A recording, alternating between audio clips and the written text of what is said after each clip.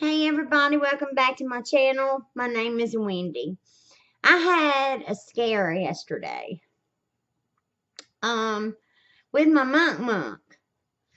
You see how long this wig is? Well, I have several, and as I have swept and ran my sweeper and my vacuum cleaner through the years that I've been wearing wigs, I noticed that I pick up a lot of wig hair. Yesterday, somehow or another, a wig hair about this long. I taped Monk's ball shut. The lid goes on and you twist it a turn and it clicks into place. But just as a precautionary measure, I always tape his ball shut.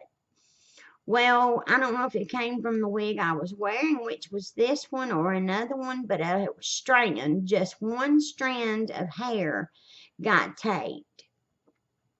Somehow or another, that wig hair got inside of that ball and tied his foot. Say his foot's like this normally, it tied it like this to where he couldn't move it at all. I mean, it was just stuck there. And I couldn't even see the hair wrapped around it. But whenever I noticed he was running in circles. So I untaped the lid, took the lid off, and he went to jump in his cage. And when he did, that hair snapped half in two, but it didn't release his leg. It just snapped half in two from where it was taped on the tape and then attached to him. It snapped there, and his leg was still tied up with his hair. Well, Monk is not a hand-touchable critter.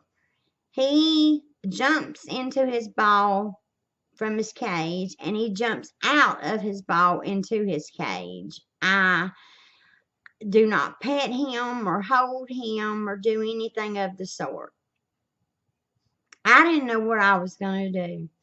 I fret, and I stood here, and I thought and thought. And I thought, well, okay, I need to get him into a small area so that I can try and hold him with some gloves on and get this hair off of him. So I take him into the bathroom and I put a towel under the door, moved everything out of the way, took the net in there. I do have a net to catch Monk with. Took the net in there.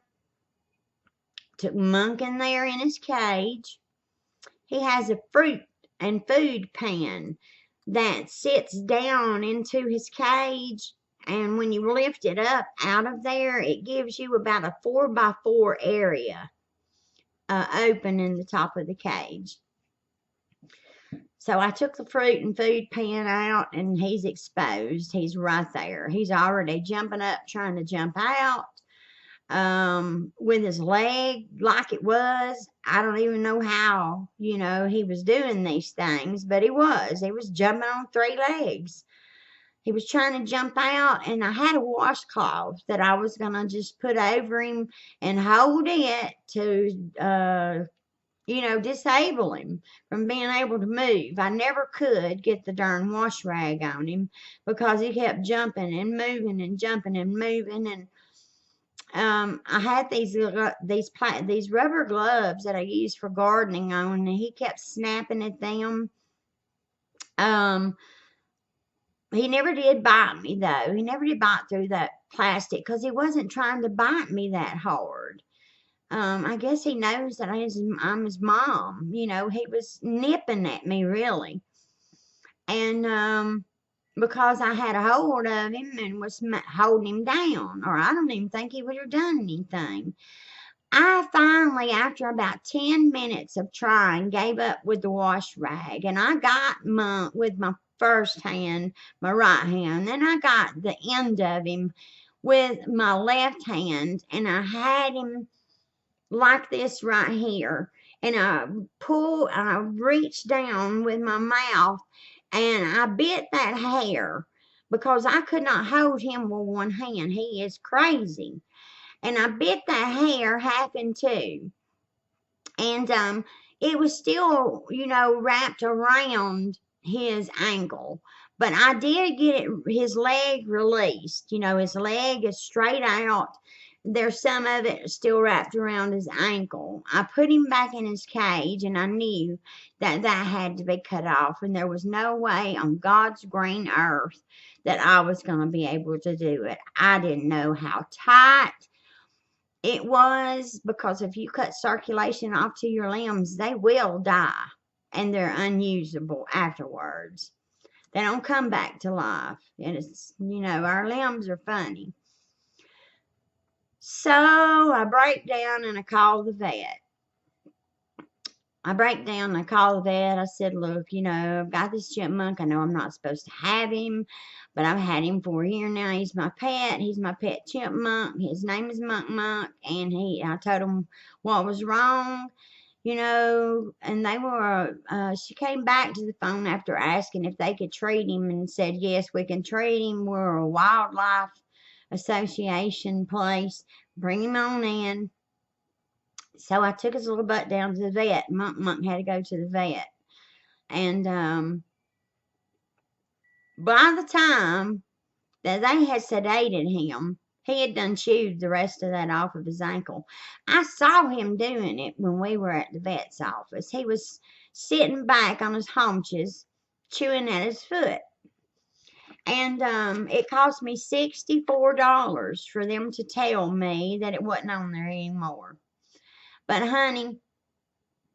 honeys, I had rather pay $64 and know that he's going to be okay than to not pay it and watch his foot slowly die. That's not going to happen.